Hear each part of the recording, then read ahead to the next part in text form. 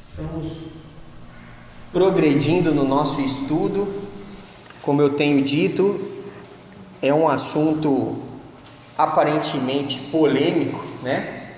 Mas ele é necessário, tanto para quem entende de uma forma, quanto para quem entende de outra. O que a gente precisa compreender é que a nossa salvação é um presente, e presentes nós recebemos e protegemos, preservamos, guardamos, cuidamos, né?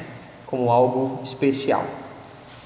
A Bíblia nos alerta dos perigos que é e da realidade de um naufrágio na fé, de ser cortado da videira, ser lançado no fogo. A Bíblia nos alerta sobre essa série de coisas. Então, nosso propósito é entender isso e cultivar, cuidar da nossa vida espiritual. Esse é o propósito de tudo isso. Então nós lemos semana passada vários textos. A gente leu Hebreus 6, né? E que lá fala que é impossível renovar para arrependimento aquele que experimentou de todos os benefícios da presença de Deus. A gente leu lá, provou o dom celestial, foi participante do Espírito Santo, participou dos poderes do mundo vindouro e caiu. E o cair é uma circunstância onde a pessoa, lembra do exemplo que a analogia, que é o termo no grego dá, que você está num navio, que está seguindo o seu rumo, e se você cai do navio, não tem como voltar para dentro dele. Caiu, é impossível. E aquele trecho, lembra-se que a gente leu, que ele menciona é impossível 2 vezes. Hebreus 6, que a gente leu do 4 a 8. É impossível renovar novamente para arrependimento, porque a pessoa está crucificando para si mesma novamente Jesus, expondo ele à vergonha, à ignomínia. Então é um texto que, como eu disse, ele é claro, está falando para pessoas que experimentaram uma comunhão com Deus e caíram, naufragaram na fé. Então isso é um texto claro, mas a gente falou de outros também. Lembra que a gente falou de João 15, a videira e os ramos, que lá Jesus dá um exemplo quase para a criança entender, né? Desse relacionamento. Ele fala: eu sou a videira verdadeira. Quem é o agricultor?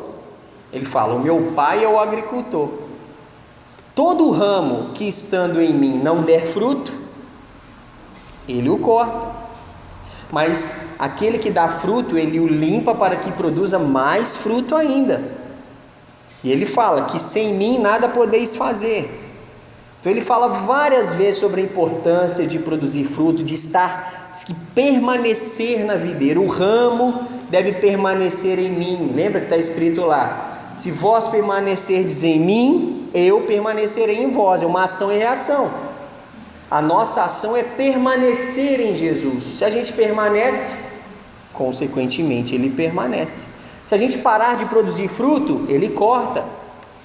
E a lógica dessa analogia é: se um ramo é cortado, ele nunca mais é enxertado novamente, é cortado e lançado no fogo e queima. E a maior parte das vezes, quando a Bíblia diz que foi lançado no fogo e queima, é juízo, foi perdido. Então esse texto também fala sobre isso. E a gente falou sobre João 6,37, que fala: aquele que vem a mim, de modo nenhum lançarei fora. Certo? Jesus lança alguém fora? Não. Somos nós que não permanecemos na videira. Somos nós que caímos. Jesus continua ali. Pensa a ilustração de um guarda-chuva. Deus tem um guarda-chuva da salvação dele. Quem, pelo caminho que é Jesus, ficar debaixo desse guarda-chuva, está seguro. O guarda-chuva nunca vai sair dali. Deus sempre permanece com o seu guarda-chuva ali. Mas e se eu quiser sair debaixo desse guarda-chuva? Se eu quiser não permanecer, posso ser cortado de baixo. Não porque eu quero, não porque Deus quer, mas porque é uma decisão minha de não permanecer. E assim fica entendido isso. E a gente falou também sobre Mateus 24:13, palavras do próprio Jesus. Aquele, pois, que perseverar até o fim, esse será salvo. Então, para ser salvo, eu tenho que crer e continuar crendo. Se eu deixar de crer, o próprio João 3 fala isso. Quem nele crê, não é julgado. E o que não crê? Se eu deixar de crer, eu entro na mesma condição de não crer? Aí que entra o livre-arbítrio? Exatamente. É o livre-arbítrio, a opção de escolha. Se a gente vê a opção de escolha, o livre-arbítrio, a Bíblia inteira, o tempo inteiro. Você lembra quando o povo, lá em Deuteronômio capítulo 30, Deus fala: eis que ponho de ti a vida e a morte, a bênção e a maldição. E Deus fala: escolhe, pois, a vida para que vivas tu e a tua descendência. Ele fala que quem tem que escolher é a pessoa. O caminho está aí. Quem andar pelo caminho, né? A porta estreita leva a vida. Mas quem tem que andar pelo caminho? Sou eu. Eu defino se eu vou andar. É uma opção que Deus me deu. Por mais que às vezes é difícil da gente, muita gente tem dificuldade de compreender, achar que o livre-arbítrio é uma afronta ou algo que não combina com a soberania de Deus. Deus é tão soberano que Ele deu para nós a opção de escolher. Ele colocou dessa forma. E Ele providenciou todas as maneiras para nos ajudar a isso. Não é obra nossa. Até para crer, Deus nos auxilia. Tudo Deus nos auxilia. Então, é muito importante que essa questão. Por isso que Jesus fala lá: aquele que perseverar até o fim. Se a salvação é algo que a gente não perde, por que eu preciso perseverar? Não há necessidade. Mas ele diz: tem que perseverar até o fim. Esse vai ser salvo. Então isso é muito importante. E hoje a gente vai ver outros trechos. E depois nós vamos olhar outras coisas que podem levar a um estado de acomodação, a um estado de inércia espiritual. E essa inércia, ela é inércia até certo ponto, porque na inércia espiritual nós não ficamos parados, nós nos afastamos de Deus. Nós vamos dando abertura para o pecado, e quanto mais nos aproximamos do pecado, mais afastados de Deus, da sua palavra, do seu caminho a gente vai ficando. Então vamos ver um trecho aqui em 1 Timóteo capítulo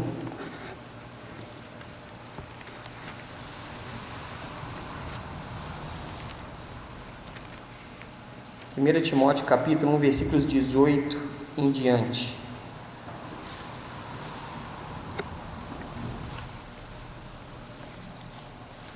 Tem algumas coisas aqui interessantes para a gente notar. 1 Timóteo 1, 18 diz assim: este é o dever de que te encarrego, ó filho Timóteo, segundo as profecias de que antecipadamente fosse objeto. Combate firmado nelas o bom combate. Olha que ele fala aqui: mantendo fé e boa consciência, porquanto alguns, tendo rejeitado a boa consciência, vieram a naufragar na fé. E dentre esses se contam Himeneu e Alexandre, os quais entreguei a Satanás para serem castigados, a fim de não mais blasfemarem. Então tem uma coisa muito importante aqui. Uma das coisas que a gente vai ver, uma das ações que começam um processo de afastamento, um processo de distanciamento de Deus, é rejeitar a boa consciência. Quando a gente se converte e o Espírito Santo passa a habitar em nós, e a gente começa a ter mais contato com a palavra, a gente vai reprogramando a nossa mente, os nossos princípios, as nossas escolhas, as nossas vontades, as nossas prioridades. E aí, eu gosto sempre de usar esse exemplo que a gente assimila mais fácil. Todo mundo já viu o desenho animado que em algum momento, lembra do desenho do Pica-Pau, né? Alguém já assistiu o Pica-Pau, né? Que de repente surgia um anjinho e um diabinho, que o diabinho mandava ele fazer as coisas erradas e o anjinho falava para fazer as coisas certas. Então é mais ou menos isso que acontece na questão da nossa consciência. O Espírito Santo é o anjinho, ele fala, olha, faz isso, isso aqui está certo, isso que agrada a Deus, é isso que está na palavra. E o diabo é o diabinho mesmo, né? Que fica ali, não, isso aí não tem nada a ver, isso aí não tem problema, isso é careta, isso ninguém faz, isso aí o povo vai te criticar, faz isso não, você tem que ser parecido com todo mundo. E essa briga de consciência. E quando a gente decide dar ouvidos ao diabinho, a gente está rejeitando a boa consciência. E a partir do momento que rejeitar a boa consciência torna-se um hábito, aí é um perigo muito grande. Porque o que o texto fala aí? Aqueles que rejeitaram a boa consciência, o que acontece? O que acontece com eles? Naufragam na fé. É o que Paulo está falando para Timóteo. Timóteo, mantenha a fé e a boa consciência. Nunca vá contra a sua consciência. Aquela coisa assim, olha, eu sei que eu devia fazer isso, mas eu vou fazer isso aqui. Não vai nessa não. Porque numa dessas, e muitas dessas, a gente naufraga na fé. E esse naufrágio, o naufrágio aqui no caso, ele é o que a gente aborda no caso de Hebreus, né? Caiu do navio, naufragou, afundou de forma permanente. É uma situação irreversível, porque a pessoa não mais dá ouvidos à boa consciência, ela cauterizou a sua consciência. E aqui Paulo fala de 2 exemplos de pessoas no meio da igreja que passaram por essa experiência. Ele fala do Himeneu e em 2 Timóteo ele fala do Alexandre. São 2 personagens aqui, né? No caso ele também, no 2 Timóteo, ele dá alguns detalhes sobre essa questão. Então ele fala, dentre esses que naufragaram na fé, tem o Himeneu e o Alexandre. Então esse Himeneu aqui, lá em 2 Timóteo, a gente não vai ler agora por causa do tempo, mas no capítulo 2, versículo 17 e 18 de 2 Timóteo, fala qual que era o problema de Himeneu, né?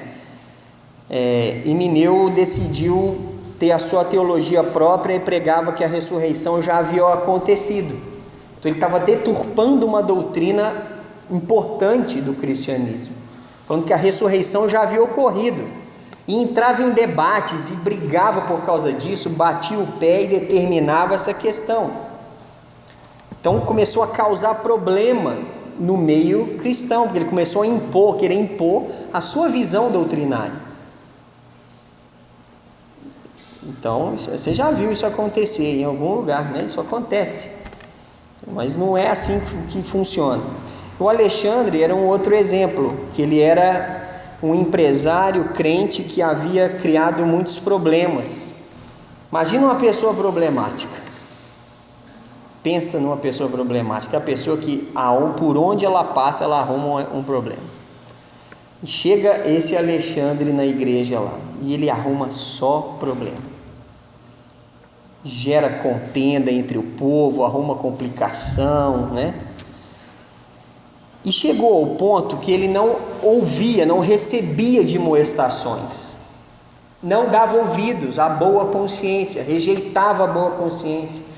Ele era repreendido e não ouvia, ele não aceitava admoestação e repreensão, ou mudar de atitude, até que então, usando aquele princípio, lembra do princípio um pequeno fermento faz o que com toda a massa? Leveda. Fermento significa ou simboliza o que? Pecado. Um pouco de pecado no meio se não for resolvido, ele vai contaminar e vai estragar toda a massa. Paulo então chega numa conclusão que não dá para essas pessoas continuarem no meio. Foram convidados a se retirar. Eu já vi circunstâncias onde pessoas precisavam ser convidadas a se retirar da igreja, porque ela não está ali para acrescentar nada, ela não está ali para ouvir. Sabe aquela pessoa que chegava na igreja só criticando, tudo que era dito ela criticava, não ajudava em nada, só criticava, só reclamava, só apontava problema, só apontava erro. Então o que está fazendo aqui? Se nada está bom, então procure um lugar que combine com você. Então Paulo teve que fazer isso. Só que não foi simplesmente um convite a se retirar, porque essas pessoas estavam gerando um problema para o cristianismo da região. Um com doutrina falsa e o outro atrapalhando tudo por onde fazia. Então Paulo fala: esses eu entreguei a Satanás para serem castigados, a fim de não mais blasfemarem. Ou seja, o que a gente tem que entender dessa expressão? Entregar a Satanás significa que eles foram excluídos do ambiente da igreja, do ambiente protegido por Deus, fora do ambiente da salvação, da igreja, da onde a salvação e o Espírito de Deus atua. O diabo faz a sua parte de gerar tormento, não faz? Então entregar a Satanás é nesse sentido. Essas pessoas não estão mais fazendo parte do contexto da proteção de Deus, porque estão aqui para só causar problema. Não querem ser admoestadas, não querem pensar na sua atitude, não querem. Então, esses a gente convida a se retirar, para que pelo próprio correr normal de Satanás castigando o mundo, elas possam então parar e pensar. É o famoso aprender pela dor. Então é complicado isso, porque o naufrágio na fé ele acontece. Ele pode acontecer se a gente não abrir o olho. E a gente vê muitos Himeneus e Alexandres nesse contexto que a gente viu aqui. Não, Alexandre aqui é uma benção, né? Fica falando o nome, né? Logo, tinha que chamar logo assim, né? Aí o Alexandre falou assim: não, eu chamo Carlos Alexandre, então não tem problema. Mas isso é uma questão séria, porque o que a gente vai fazer? Então temos que ter cuidado. Se a gente permite que o espírito crítico comece a aflorar e aquilo torna-se um hábito de uma crítica que apenas visa apontar defeitos, nunca mostrar soluções, isso é um problema. É o diabinho que está ali, não é mais o anjinho que está falando com mais força, é o outro. E aí gera-se um processo ruim, complicado, e que vai gerar tragédia, certamente. Paulo aqui não queria exterminar esses dois, ele queria que eles aprendessem. E se, como ele fala aqui, para serem castigados a fim de não mais blasfemarem, para ver se eles tomassem uma atitude. Então aqui não é vingança, é uma correção. Então tem que ficar entendido isso. Então aqui o naufrágio na fé é sério, ele pode ocorrer. E rejeitar a boa consciência é o princípio para o naufrágio na fé. Então cuidado com aquilo que a gente sabe que tem que fazer. Lembra que em Tiago fala: aquele que sabe que deve fazer o bem e não faz, nisso está pecando. Rejeitar a boa consciência é pecado. Pecado gera morte. Então isso é sério. Eu já estou salvo, não tem que preocupar com o pecado. Tem sim, que a Bíblia o tempo todo fala para você tomar cuidado com o pecado, para se afastar do pecado, para guardar no coração as palavras de Deus, para não pecar contra Deus. O tempo todo a Bíblia preocupa e fala, instrui, insiste sobre isso. Então Se não fosse necessário, não perderia tempo falando disso. E um outro trecho que a gente vai ver hoje, lá em 2 Pedro, capítulo 2.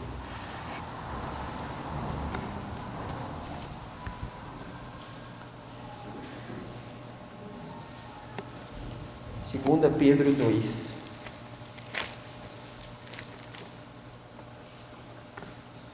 Vamos ler do versículos 20 ao 22. Portanto, se depois de terem escapado das contaminações do mundo, mediante o conhecimento do Senhor e Salvador Jesus Cristo, então vamos parar aqui, pessoas convertidas, certo? Escapou das contaminações do mundo mediante o conhecimento do Senhor e Salvador, conheceu Jesus como Senhor e como Salvador, isso aqui é conversão. E se deixou enredar de novo, olha que interessante, se deixar enredar, a pessoa deu brecha, se permitiu ser levada novamente para aquele caminho a qual ela foi salva, foi retirada e resgatada. Olha a responsabilidade da própria pessoa. A pessoa se deixa enredar, ela se deixa, é a atitude dela. E se eu não quiser me enredar? Você não vai se enredar, você decidiu, a decisão é sua. Então, se deixam enredar de novo e são o quê? Vencidos, onde o pecado assume o controle novamente, a carne assume o controle da vida e ela vence. O que acontece? Torna-se o seu último estado pior do que o primeiro. Qual que é o primeiro estado? Aquele estado que ela ainda não conhecia a salvação. O seu último estado, ela conheceu e se permitiu se perder de novo.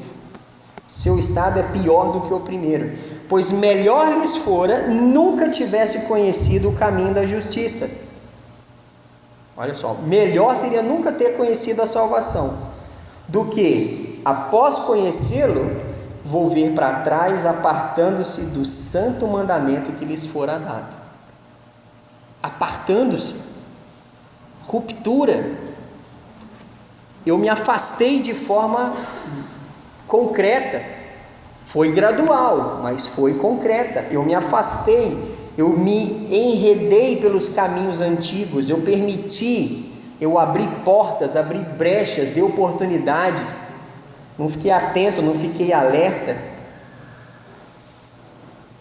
Com eles, versículo 22, aconteceu o que diz certo adágio verdadeiro: o cão voltou ao seu próprio vômito, e a porca lavada voltou a revolver-se no lamaçal. Então, para mim, é muito claro, né?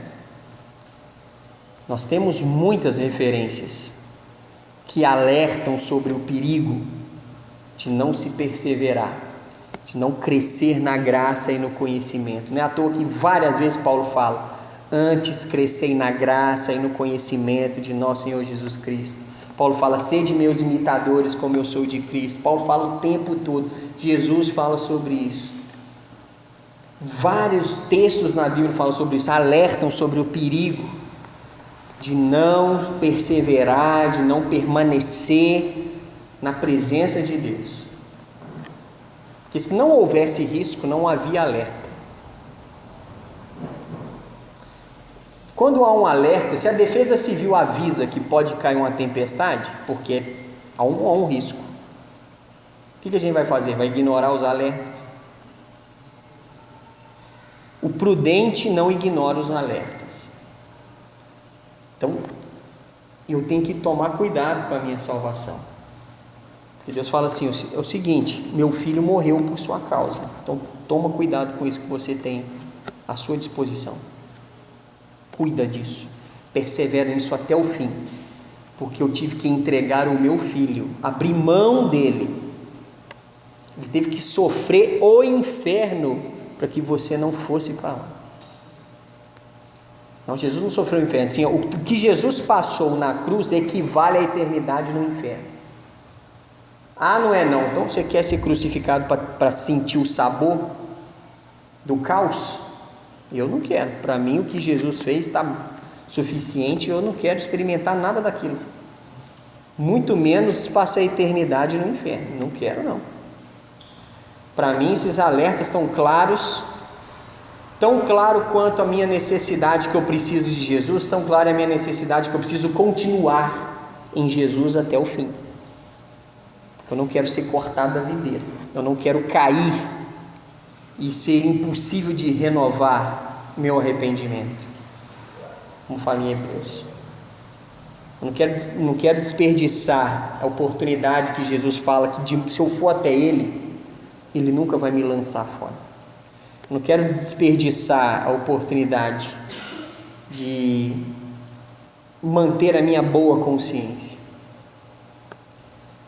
Então são muitos alertas, muitos. Se a gente for parar para ver todos, nós vamos ficar aqui muito tempo. E olha que nós usamos aqui numa faixa de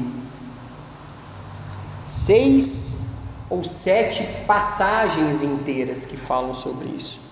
Não é um versículo, não é um versículo isolado fora do contexto. São 6 ou 7 trechos do próprio Jesus falando sobre isso e várias outras instruções de outras pessoas inspiradas pelo Espírito Santo. Então é muito sério. A gente não pode, por isso que eu coloquei aquela foto ali da corda bamba. A gente anda muito na corda bamba.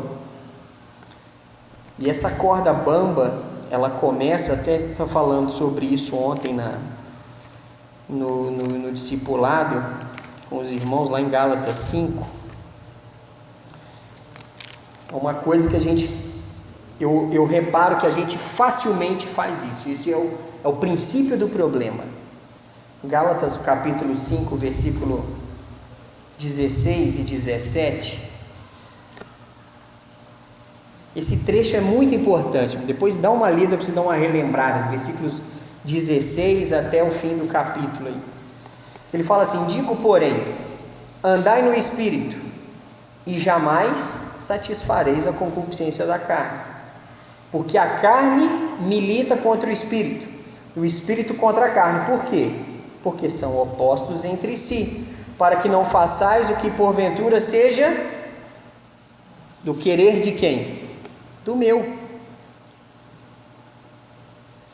Então, ele vai falando do versículo 19 em diante sobre as obras da carne. Aí você fala assim: mas eu não faço isso, né? Eu não tenho prostituição, não tenho impureza, não tenho lascívia, não tenho idolatria, não tenho feitiçaria, não tenho inimizade. Às vezes até tem, né? Mas porfias eu não tenho. Que mais? Ciúmes, iras, discórdias, dissensões, facções, invejas, bebedices, glutonarias e coisas semelhantes a essas, a respeito das quais vos declaro, e como já outrora vos preveni, que não herdarão o reino de Deus o que tais coisas praticam. Aí ele fala sobre o fruto do Espírito que a gente deve desenvolver. Andar no Espírito é desenvolver o que está aí no versículo 22. A gente tem que deixar, mas eu não faço nada do que está falando no versículo 19 ao 21.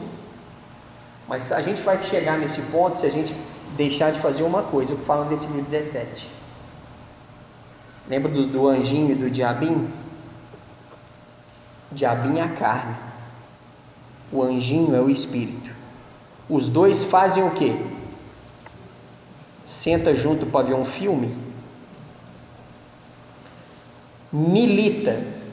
Em outra versão, tenho certeza que alguém está com a versão da Bíblia que fala guerreia ou batalha. A carne luta contra o Espírito, são opostos.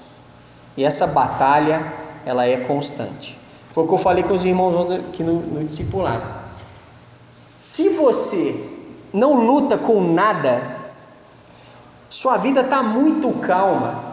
Você não luta com nada, você não tem luta nenhuma interna, você está tranquilo, tudo é tranquilo. Você faz o que você quer, na hora que você quer, não luta com nada. Eu acho que isso é um problema, porque a carne vai brigar para assumir o controle da sua vida. Eu acho impossível alguém que é controlado pelo Espírito não tem nenhum tipo de conflito espiritual. Acho impossível. Se não está tendo briga, porque alguém assumiu já o controle e acabou.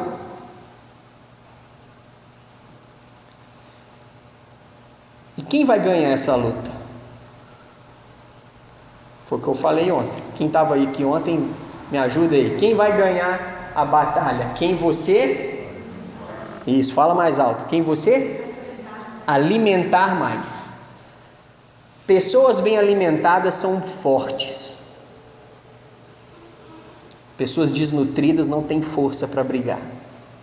Se você alimentar sua carne, ela vai ficar forte e vai assumir o controle e vai vencer o espírito que está desnutrido. Porque alimentar os dois você não consegue, não. Impossível servir a dois senhores. Você vai agradar um e desagradar o outro. Ou você alimenta a carne ou você alimenta o espírito. Então, se você, como eu dei o exemplo, os irmãos estão até escutando tudo de novo, né? Mas isso é necessário entender. Eu não vou na igreja não. Por quê? Não quero, não vou. Essa voz é de quem? É da carne ou é do espírito? Beleza, você não foi. A carne ganhou. Amanhã a carne falou assim, a carne vai pensar assim, opa, eu ganhei uma. É uma coisa simples. Eu ganhei essa. Mas amanhã é um outro dia. Amanhã eu jogo outra coisa. Aí o espírito fala assim, meu filho, você não vai ler a Bíblia não? Não, hoje não, estou cansado demais. Mas a Netflix ganha 2 horas da sua atenção. E a carne fala assim, isso aí. Não, nada contra a Netflix, desde que Deus também tem o seu, né? Não estou falando que Netflix é coisa da carne, tá entendendo? Confunda isso que eu estou falando, não. Mas estou falando assim, quando você abre mão de alimentar o seu espírito, só para fazer algo que te agrada, isso é complicado. Se a gente for só agradar o que a gente quer, o que a nossa carne quer, a carne vai vencer. Aí que é o perigo. Porque a carne ganhando todo dia uma pequena batalha, sua consciência vai aos poucos parando de acusar, você vai aos poucos ficando mais fraco, você vai desistindo, você vai parando de ouvir o anjinho cada dia, vai parando de ouvir, até o momento que você não quer saber mais de anjinho. Fala, anjinho, não quero mais. Aí você cai, naufraga na fé, você é rejeitado, cortado, não produz nada. Então começa com isso, ouvir a carne, não ouvir o espírito, não lutar. Você tem que estar, a vida do crente é luta interna, porque a carne que assume o controle, você vai falar assim, eu vou lutar. O espírito fala assim, faz isso, vai ler a Bíblia todo em um ano, 4 capítulos por dia. Não é. O espírito fala assim, faz isso. A carne diz, não. A gente não tem condições de ler 4 capítulos da Bíblia por dia? Não tem? Será que não? A gente não consegue ter 20 minutos de oração por dia? Não é possível que a gente não consegue alimentar o espírito. E aí vai ficando uma vida mansa, acomodada. A acomodação é um problema. Aí é o perigo. Corda bamba, acomodação. Vai na corda bamba, até na hora que assustar, cai. E será impossível renovar o arrependimento. Tanto é porque a pessoa que chega nesse ponto, ela nem sente mais arrependimento. Ela nem liga, não está nem aí. Não se preocupa com isso. A gente vai ver depois esse processo e os sentimentos que a pessoa apresenta. Mas como eu falei no início, é cuidado com o presente que Deus nos deu. A salvação não é qualquer coisa, né? Não é um desenho numa folha qualquer, não é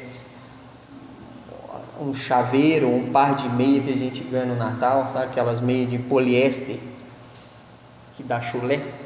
A gente nunca quer aquilo, né? Salvação não são essas coisas. Salvação é o que Deus tinha de mais precioso e Ele nos ofereceu. Eu tenho que brigar com a minha carne todo dia para preservar esse presente.